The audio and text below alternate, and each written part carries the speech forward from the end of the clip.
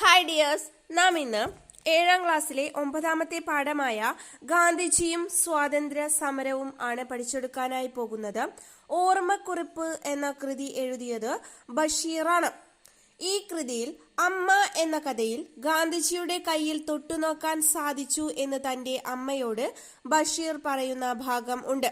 ഓർമ്മക്കുറിപ്പ് എന്ന കൃതി എഴുതിയത് ബഷീറാണ്.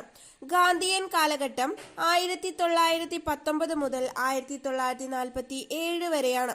ഗാന്ധിയൻ കാലഘട്ടം 1919 മുതൽ 1947 വരെയാണ്. ഗാന്ധിജി ദക്ഷിണാഫ്രിക്കയിൽ നിന്നും തിരിച്ചെത്തിയ വർഷം 1915 ജനുവരി 9-നാണ്.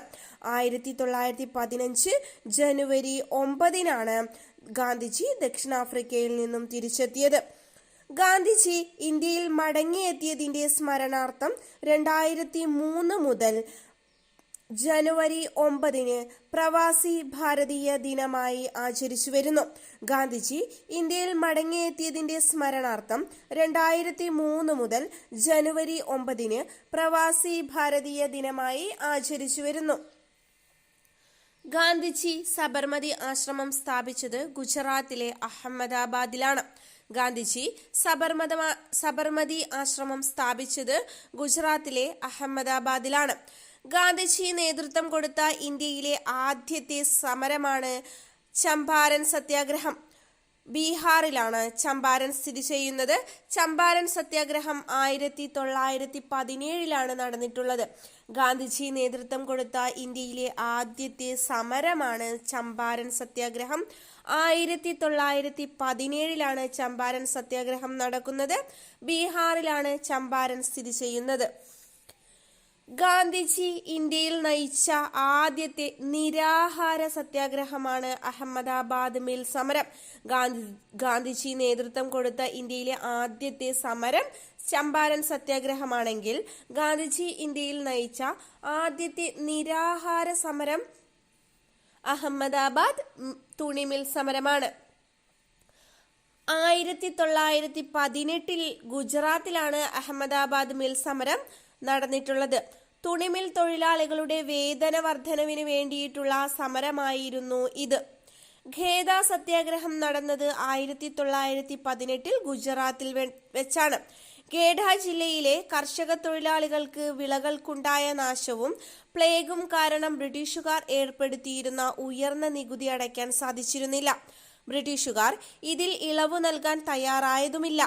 അതിനെതിരെ ഗാന്ധിജിയുടെ നേതൃത്വത്തിൽ നടന്ന സമരമാണ് 1918 ഖേഡ സത്യാഗ്രഹം. ഏതൊരു ഇന്ത്യക്കാരനെയും വാറന്റ് കൂടാതെ അറസ്റ്റ് ചെയ്യാനും വിചാരണയില്ലാതെ അനിശ്ചിതകാലം തടവിലാക്കാനും ബ്രിട്ടീഷ് സർക്കാരിന് അധികാരം നൽകിയ കരിനിയമമാണ് റൗലറ്റ് നിയമം.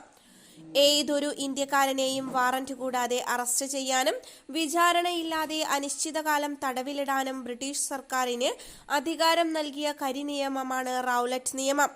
ഈ നിയമം പ്രത്യേക കോടതികളിൽ രഹസ്യ വിചാരണ നടത്താനും കോടതി വിധികൾക്ക് എതിരെ അപ്പീൽ പോകുന്നത് തടയാനും ബ്രിട്ടീഷുകാർക്ക് അധികാരം നൽകി.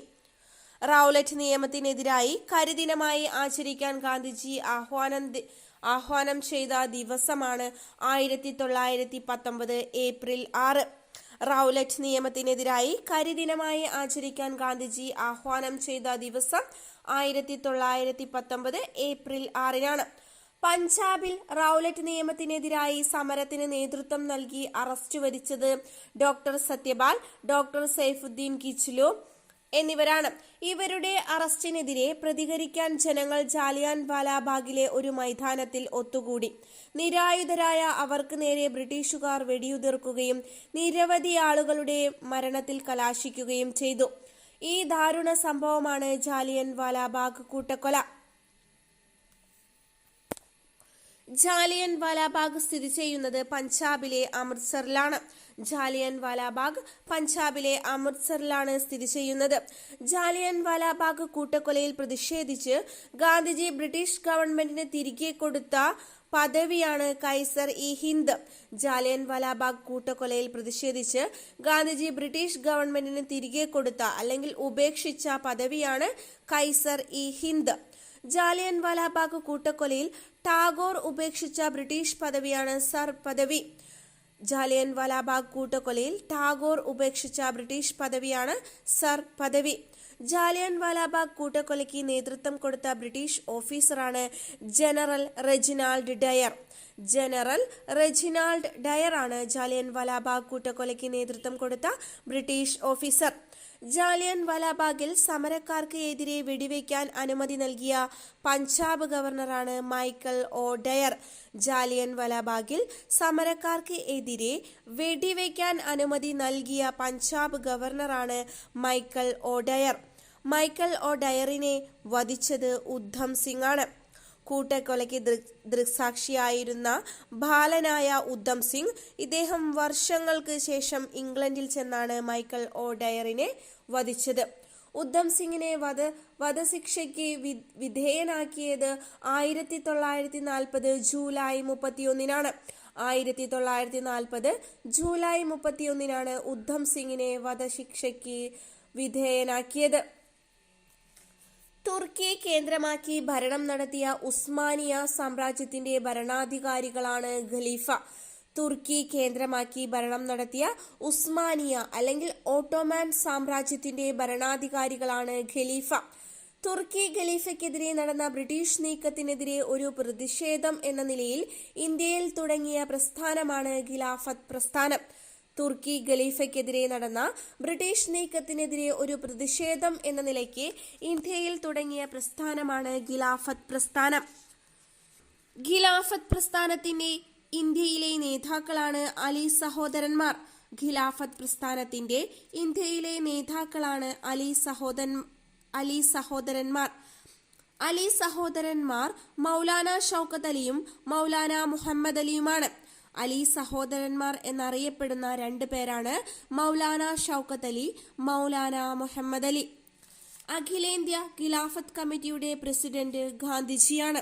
അഖിലേന്ത്യാ ഖിലാഫത്ത് കമ്മിറ്റിയുടെ പ്രസിഡന്റാണ് ഗാന്ധിജി. ഇന്ത്യയിൽ ഖിലാഫത്ത് ദിനമായി ആചരിക്കുന്നത് 1919 ഒക്ടോബർ 17 ഇന്ത്യയിൽ ഖിലാഫത്ത് ദിനമായി ആചരിക്കുന്നത് 1919 ഒക്ടോബർ 17 നിസ്സഹകരണ പ്രസ്ഥാനം ആരംഭിച്ചത് 1920 നിസ്സഹകരണ പ്രസ്ഥാനം ആരംഭിച്ച വർഷം 1920. ഗാന്ധിജിയുടെ നേതൃത്വത്തിൽ INC നടത്തിയ ബഹുജന സമരമാണ് നിസ്സഹകരണ പ്രസ്ഥാനം. ഗാന്ധിജിയുടെ നേതൃത്വത്തിൽ INC നടത്തിയ ബഹുജന സമരമാണ് നിസ്സഹകരണ പ്രസ്ഥാനം. നിസ്സഹകരണ സമരത്തിന് അംഗീകാരം നൽകിയ INCയുടെ പ്രത്യേക സമ്മേളനമാണ് 1920 കൊൽക്കത്ത സമ്മേളനം. നിസ്സഹകരണ സമരത്തിന് അംഗീകാരം നൽകിയ INCയുടെ പ്രത്യേക സമ്മേളനമാണ് 1920 കൊൽക്കത്ത സമ്മേളനം.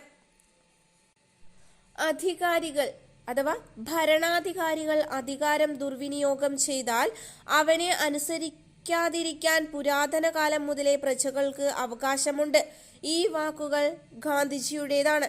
ഭരണാധികാരികൾ അധികാരം ദുർവിനിയോഗം ചെയ്താൽ അവനെ അനുസരിക്കാതിരിക്കാൻ പുരാതന കാലം മുതലേ പ്രജകൾക്ക് അവകാശമുണ്ട്. ഈ വാക്കുകൾ ഗാന്ധിജിയുടേതാണ്. നോട്ട് ചെയ്യാം. നിസ്സഹകരണ സമരത്തിന് മുൻപ് വൈസ്രോയിക്ക് എഴുതിയ കത്തിൽ നിന്നുള്ള വാക്കുകളാണിത്. നിസ്സഹകരണ സമരത്തിന് മുൻപ് വൈസ്രോയിക്ക് എഴുതിയ കത്തിൽ നിന്നുള്ള വാക്കുകളാണ് ഇവ. ഖിലാഫത്ത് പ്രസ്ഥാനത്തിന്റെ പ്രചരണാർത്ഥം 1920 ഗാന്ധിജി കേരളത്തിൽ ആദ്യമായി വന്നപ്പോൾ കൂടെയുണ്ടായിരുന്ന പ്രമുഖനാണ് മൗലാന ഷൗക്കത്ത് അലി. ഖിലാഫത്ത് പ്രസ്ഥാനത്തിന്റെ പ്രചരണാർത്ഥം 1920 ഗാന്ധിജി കേരളത്തിൽ ആദ്യമായി വന്നപ്പോൾ കൂടെയുണ്ടായിരുന്ന പ്രമുഖൻ മൗലാന ഷൗക്കത്ത് അലിയാണ്. മഞ്ചേരി കോൺഗ്രസ് സമ്മേളനം നടന്നത് 1920 മലബാർ കലാപം 1921. പൂക്കോട്ടൂർ ഖിലാഫത്ത് കമ്മിറ്റി സെക്രട്ടറി വടക്കേ വീട്ടിൽ മുഹമ്മദിനെ അറസ്റ്റ് ചെയ്യാൻ വന്ന പോലീസിനെ ജനങ്ങൾ തടഞ്ഞു. ശേഷം ഖിലാഫത്ത് നേതാവായ അലി മുസ്ലിയാരെ അറസ്റ്റ് ചെയ്തു. ഇതിനെ തുടർന്ന് നടന്ന കലാപമാണ് മലബാർ കലാപം. മലബാറിലെ ഏറനാട്, വള്ളുവനാട്, പൊന്നാനി എന്നീ താലൂക്കുകൾ കേന്ദ്രീകരിച്ചായിരുന്നു സായുധ സമരം നടന്നത്. മലബാറിലെ ഏറനാട്, വള്ളുവനാട്, പൊന്നാനി എന്നീ താലൂക്കുകൾ കേന്ദ്രീകരിച്ചായിരുന്നു സായുധ സമരം നടന്നത്.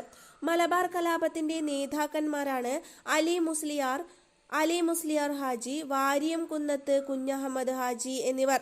മലബാർ കലാപത്തിന്റെ നേതാക്കന്മാരാണ് അലി മുസ്ലിയാർ, വാരിയംകുന്നത്ത് കുഞ്ഞഹമ്മദ് ഹാജി എന്നിവർ. വാഗൺ ട്രാജഡി നടന്നത് 1921 നവംബർ 10-നാണ്. വാഗൺ ട്രാജഡി നടന്ന വർഷം 1921 നവംബർ 10.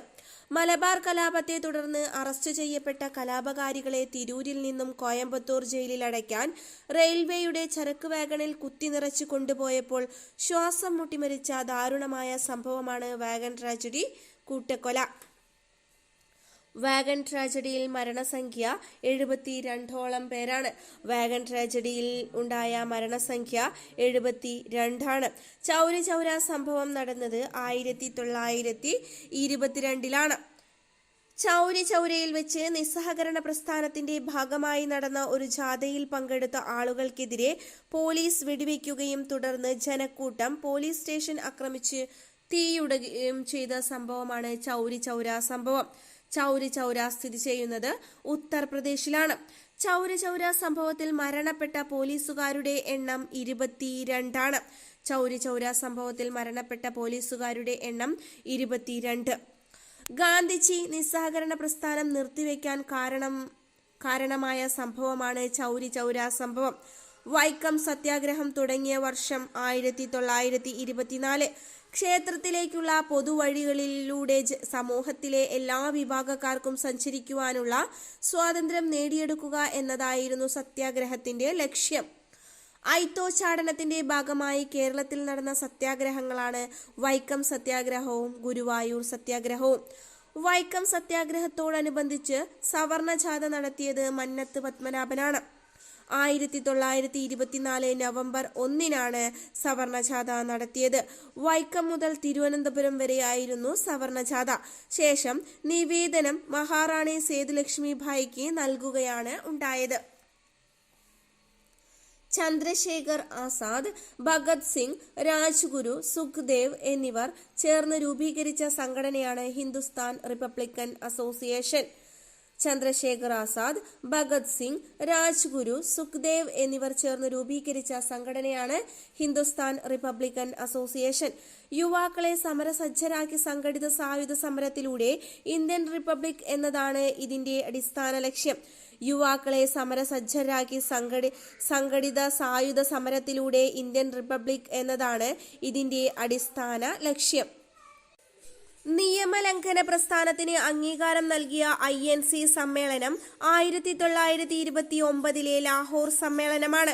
നിയമലംഘന പ്രസ്ഥാനത്തിന് അംഗീകാരം നൽകിയ INC സമ്മേളനം 1929 ലാഹോർ സമ്മേളനമാണ്. ഉപ്പ് സത്യാഗ്രഹത്തിൽ ഗാന്ധിജിയുടെ കൂടെ പങ്കെടുത്ത അനുയായികളുടെ എണ്ണം 78ആണ്. ഉപ്പ് സത്യാഗ്രഹത്തിൽ ഗാന്ധിജിയുടെ കൂടെ പങ്കെടുത്ത അനുയായികൾ 78 പേരാണ്. സബർമതി ആശ്രമം മുതൽ ദണ്ഡി കടപ്പുറം വരെ 375 കിലോമീറ്റർ ദൂരം കാൽനടയായി സഞ്ചരിച്ചാണ് ഉപ്പു സത്യാഗ്രഹം ചെയ്തത്. ഒന്നുകിൽ ലക്ഷ്യം നേടി ഞാൻ തിരിച്ചു വരും, പരാജയപ്പെട്ടാൽ ഞാൻ എൻ്റെ ജഡം സമുദ്രത്തിന് സംഭാവന നൽകും. ഗാന്ധിജി ഏതു സമരത്തിന്റെ ഭാഗമായാണ് ഇങ്ങനെ അഭിപ്രായപ്പെട്ടത്? ഉപ്പു സത്യാഗ്രഹത്തിന്റെ ഭാഗമായാണ്. ഗാന്ധിജി ഉപ്പു നിയമം ലംഘിച്ചത് 1930 ഏപ്രിൽ 6-നാണ്. ഗാന്ധിജി ഉപ്പു നിയമം ലംഘിച്ചത് 1930 ഏപ്രിൽ 6. ദണ്ഡി യാത്രയിൽ ഗാന്ധിജിയുടെ കൂടെയുണ്ടായിരുന്ന മലയാളികൾ 4 പേരാണ്. സി കൃഷ്ണൻ നായർ, ടൈറ്റസ്, ശങ്കരൻ എഴുത്തച്ഛൻ, രാഘവ പൊതുവാൾ എന്നിവരാണ് ദണ്ഡി യാത്രയിൽ ഗാന്ധിജിയുടെ കൂടെയുണ്ടായിരുന്ന മലയാളികളായ 4 പേർ. സി കൃഷ്ണൻ നായർ, ടൈറ്റസ്, ശങ്കരൻ എഴുത്തച്ഛൻ, രാഘവ പൊതുവാൾ എന്നിവർ. വടക്ക് പടിഞ്ഞാറൻ ഇന്ത്യയിൽ ഉപ്പു സത്യാഗ്രഹം നടന്നത് ഖാൻ അബ്ദുൽ ഗാഫർ ഖാന്റെ നേതൃത്വത്തിലാണ്. ഇന്ത്യയുടെ വടക്കുകിഴക്കൻ അഥവാ നാഗാലാൻഡ്, മണിപ്പൂർ എന്നീ മേഖലകളിൽ നിയമലംഘന പ്രസ്ഥാനത്തിന് പങ്കെടുത്ത 13 വയസ്സുള്ള പെൺകുട്ടിയാണ് റാണി ഗെയ്ഡിലു. നാഗന്മാരുടെ റാണി എന്ന് റാണി ഗൈഡിലുവിനെ വിശേഷിപ്പിച്ചത് ജവഹർലാൽ നെഹ്റുവാണ്. കേരളത്തിൽ ഉപ്പു സത്യാഗ്രഹത്തിന്റെ പ്രചാരണങ്ങൾക്ക് നേതൃത്വം നൽകിയത് കെ മാധവൻ നായരും ഇ മൊയ്തു മൗലവിയുമാണ്. കേരളത്തിൽ ഉപ്പു സത്യാഗ്രഹത്തിന്റെ പ്രചാരണങ്ങൾക്ക് നേതൃത്വം നൽകിയത് കെ മാധവൻ നായരും ഇ മൊയ്തു മൗലവിയുമാണ്. കേരളത്തിലെ ഉപ്പു സത്യാഗ്രഹത്തിന്റെ പ്രധാന വേദിയാണ് പയ്യന്നൂർ. നേതൃത്വം നൽകിയത് കെ കേളപ്പനാണ്. അതുകൊണ്ട് തന്നെ കേരള ഗാന്ധി എന്നറിയപ്പെടുന്നത് കെ കേളപ്പനെയാണ്. കോഴിക്കോട് ഉപ്പു സത്യാഗ്രഹത്തിന് നേതൃത്വം നൽകിയത് മുഹമ്മദ് അബ്ദുറഹ്മാനും പി കൃഷ്ണപിള്ളയുമാണ്. കോഴിക്കോട് ഉപ്പു സത്യാഗ്രഹത്തിന് നേതൃത്വം നൽകിയത് മുഹമ്മദ് അബ്ദുറഹ്മാൻ, പി കൃഷ്ണപിള്ള എന്നിവരാണ്. ഗുരുവായൂർ സത്യാഗ്രഹം നടന്ന വർഷം 1931. ഗുരുവായൂർ സത്യാഗ്രഹവുമായി ബന്ധപ്പെട്ട് നിരാഹാര സത്യാഗ്രഹം അനുഷ്ഠിച്ചത് കെ കേളപ്പനാണ്. പൂനെ കരാറിൽ ഒപ്പുവെച്ചവർ അംബേദ്കറും ഗാന്ധിജിയുമാണ്. പൂനെ കരാറിൽ ഒപ്പുവെച്ചവരാണ് അംബേദ്കർ, ഗാന്ധിജി എന്നിവർ. പൂനെ ഉടമ്പടി നടന്ന വർഷം 1932. അധസ്ഥിത ജനവിഭാഗങ്ങൾക്ക് പ്രത്യേക നിയോജക മണ്ഡലങ്ങൾ ബ്രിട്ടീഷ് ഗവൺമെന്റിന്റെ സംവരണം ചെയ്തു. അതിനെതിരെ ഡോക്ടർ ബി.ആർ. അംബേദ്കർ അനുകൂലിച്ചു. എന്നാൽ ഗാന്ധിജി എതിർക്കുകയാണ് ചെയ്തത്. അവസാനം അധസ്ഥിത ജനവിഭാഗങ്ങൾക്ക് പ്രത്യേക നിയോജക മണ്ഡലങ്ങളും പ്രതിനിധികളും വേണം എന്ന ആവശ്യം അംബേദ്കർക്ക് ഈ സന്ധി പ്രകാരം ഉപേക്ഷിക്കേണ്ടതായി വന്നു. ഇതാണ് പൂനെ സന്ധിയുടെ ചുരുക്കം. ക്വിറ്റ് ഇന്ത്യ സമരം നടന്നത് 1942 ഓഗസ്റ്റ് 8. ക്വിറ്റ് ഇന്ത്യ സമരം നടന്നത് 1942 ഓഗസ്റ്റ് 8. ക്വിറ്റ് ഇന്ത്യ സമര പ്രഖ്യാപനം നടന്ന കോൺഗ്രസ് സമ്മേളനം ബോംബെ സമ്മേളനമാണ്. പ്രവർത്തിക്കുക അല്ലെങ്കിൽ മരിക്കുക എന്ന് ഗാന്ധിജി ആഹ്വാനം ചെയ്തത് ക്വിറ്റ് ഇന്ത്യ സമരത്തിന്റെ പശ്ചാത്തലത്തിലാണ്. ക്വിറ്റ് ഇന്ത്യ സമരത്തിൽ ഗാന്ധിജിയെയും ഭാര്യ കസ്തൂർബ ഗാന്ധിയെയും അറസ്റ്റ് ചെയ്ത ശേഷം പാർപ്പിച്ച ജയില് ആഘാഖാൻ കൊട്ടാരമാണ്. ജയിൽവാസത്തിനിടെ കസ്തൂർബ ഗാന്ധി മരണപ്പെടുകയാണുണ്ടായത്. 1944 ഫെബ്രുവരി 22 കസ്തൂർബ ഗാന്ധി മരണമടഞ്ഞത്. 1944 ഫെബ്രുവരി 22 ആഘാഖാൻ കൊട്ടാരത്തിൽ വെച്ച്. പ്രമുഖ നേതാക്കളെല്ലാം അറസ്റ്റിലായിരുന്നതിനാൽ ഒളിവിൽ കഴിഞ്ഞുകൊണ്ട് ക്വിറ്റ് ഇന്ത്യ സമരം നയിച്ചവരാണ് അരുണ ആസഫ് അലി, ജയപ്രകാശ് നാരായണൻ എന്നിവർ. ക്വിറ്റ് ഇന്ത്യ സമര നായിക എന്ന് അരുണ ആസഫ് അലിയെ വിശേഷിപ്പിച്ചത് ഗാന്ധിജിയാണ്. ക്വിറ്റ് ഇന്ത്യ സമര നായകൻ എന്നറിയപ്പെടുന്നത് ജയപ്രകാശ് നാരായണനെയാണ്. ക്വിറ്റ് ഇന്ത്യ ദിനം ഓഗസ്റ്റ് 9. ഇതേ ദിവസം ഹർത്താൽ ആചരിച്ചുകൊണ്ടാണ് കേരളത്തിൽ ക്വിറ്റ് ഇന്ത്യ സമരം ആരംഭിച്ചത്. ഈ സമരത്തിൽ പങ്കെടുത്ത് അറസ്റ്റ് വരിച്ചവരാണ് MP Narayana Menon, K Kelappan, E Moidu Moulavi, AV Kuttimalu Amma എന്നിവർ. ഈ സമരത്തിൽ കേരളത്തിലെ ക്വിറ്റ് ഇന്ത്യ സമരത്തിൽ പങ്കെടുത്ത് അറസ്റ്റ് വരിച്ചവരാണ് MP Narayana Menon, K Kelappan, E Moidu Moulavi, AV Kuttimalu Amma എന്നിവർ. ഓരോ പ്രക്ഷോഭങ്ങളുമായി ബന്ധപ്പെട്ട് വട്ടമേശ സമ്മേളനങ്ങൾ നടന്നിട്ടുണ്ട്. 3 വട്ടമേശ സമ്മേളനങ്ങളാണ് നടന്നിട്ടുള്ളത്. ഉപ്പു സത്യാഗ്രഹവുമായി ബന്ധപ്പെട്ട് 1930 ഒന്നാമത്തെ വട്ടമേശ സമ്മേളനവും ഗുരുവായൂർ സത്യാഗ്രഹവുമായി ബന്ധപ്പെട്ട് 1931 രണ്ടാമത് വട്ടമേശ സമ്മേളനവും നിവർത്തന പ്രക്ഷോഭവുമായി ബന്ധപ്പെട്ട് 1932 മൂന്നാമത് വട്ടമേശ സമ്മേളനവും ഇങ്ങനെ 3 വട്ടമേശ സമ്മേളനങ്ങളാണ് നടന്നിട്ടുള്ളത്. ഇത് പഠിക്കാനുള്ള കോഡാണ് ഉഗുനി വട്ടം. ഉഗുനി. ഉപ്പു സത്യാഗ്രഹം, ഉപ്പു സത്യാഗ്രഹത്തിലെ ഉ, ഗുരുവായൂർ സത്യാഗ്രഹത്തിലെ ഗു, നിവർത്തന പ്രക്ഷോഭത്തിലെ നി. ഉഗുനി. വട്ടമേശ സമ്മേളനങ്ങൾ വട്ടം 30, 31, 32. ഉപ്പു സത്യാഗ്രഹം 1930 ഒന്നാമത്തെ വട്ടമേശ സമ്മേളനം. ഗുരുവായൂർ സത്യാഗ്രഹം 1931 രണ്ടാമത് വട്ടമേശ സമ്മേളനം. നിവർത്തന പ്രക്ഷോഭനം 1932 മൂന്നാമത് വട്ടമേശ സമ്മേളനം. നിങ്ങൾ എനിക്ക് രക്തം തരൂ, ഞാൻ നിങ്ങൾക്ക് സ്വാതന്ത്ര്യം തരാം എന്ന് പറഞ്ഞത് സുഭാഷ് ചന്ദ്രബോസാണ്. ഇന്ത്യൻ നാഷണൽ ആർമി ആരംഭിച്ചത് റാഷ് ബിഹാരി ബോസാണ്. ഇന്ത്യൻ നാഷണൽ ആർമി INA-യുടെ സ്ഥാപകൻ റാഷ് ബിഹാരി ബോസാണ്. പിന്നീട് അതിന്റെ നേതൃത്വം സുഭാഷ് ചന്ദ്രബോസ് ഏറ്റെടുക്കുകയാണ് ഉണ്ടായത്. രാഷ്ട്രപിതാവ് എന്ന് ഗാന്ധിജിയെ വിശേഷിപ്പിച്ചത് സുഭാഷ് ചന്ദ്രബോസാണ്. നേതാജി എന്ന് സുഭാഷ് ചന്ദ്രബോസിനെ വിശേഷിപ്പിച്ചത് ഗാന്ധിജിയാണ്. ജയ് ഹിന്ദ് എന്ന മുദ്രാവാക്യം സംഭാവന ചെയ്തത് സുഭാഷ് ചന്ദ്രബോസാണ്. INA-യുടെ വനിതാ പടയാളികൾ മാത്രമുള്ള ഝാൻസി റാണി റെജിമെന്റിൽ നേതാവായ മലയാളി ക്യാപ്റ്റൻ ലക്ഷ്മി. നോട്ട് ചെയ്യുക, INA-യുടെ വനിതാ പടയാളികൾ മാത്രമുള്ള ഝാൻസി റാണി റെജിമെന്റിന്റെ നേതാവായ മലയാളിയാണ് ക്യാപ്റ്റൻ ലക്ഷ്മി. സുഭാഷ് ചന്ദ്രബോസിന്റെ ആശയങ്ങളിൽ ആകൃഷ്ടനായി INA-യിൽ ചേർന്ന ധീരനായ മലയാളിയാണ് വക്കം അബ്ദുൽ ഖാദർ മൗലവി. ഇതിന്റെ പേരിൽ അദ്ദേഹത്തെ ബ്രിട്ടീഷുകാർ 26-ാമത്തെ വയസ്സിൽ തൂക്കിലേറ്റി. പാകിസ്ഥാൻ രൂപീകരണം എന്ന ആവശ്യവുമായി ജിന്നയുടെ നേതൃത്വത്തിൽ മുസ്ലിം ലീഗിന്റെ സമ്മേളനം നടന്നത് 1940-ൽ ലാഹോറിൽ വെച്ചാണ്. പാകിസ്ഥാൻ രൂപീകരണം എന്ന ആവശ്യവുമായി ജിന്നയുടെ നേതൃത്വത്തിൽ മുസ്ലിം ലീഗിന്റെ സമ്മേളനം നടന്നത് 1940-ൽ ലാഹോറിൽ വെച്ചാണ്. വർഷങ്ങൾക്ക് മുൻപ് നാം വിധിയുമായി ഒരു കൂടിക്കാഴ്ച നടത്തി എന്ന് തുടങ്ങുന്ന പ്രസംഗം ഇന്ത്യയുടെ സ്വാതന്ത്ര്യ പ്രഖ്യാപന വേളയിൽ നടത്തിയത് ജവഹർലാൽ നെഹ്റുവാണ്. ഇന്ത്യയുടെ ആദ്യത്തെ പ്രധാനമന്ത്രിയാണ് ജവഹർലാൽ നെഹ്റു. അപ്പോൾ ഗാന്ധിജിയും സ്വാതന്ത്ര്യ സമരവും എന്ന ഈ പാഠഭാഗം കുറച്ച് വലിയ പാഠമാണ്. നോട്ട് ചെയ്ത് പഠിക്കുക. Thank you.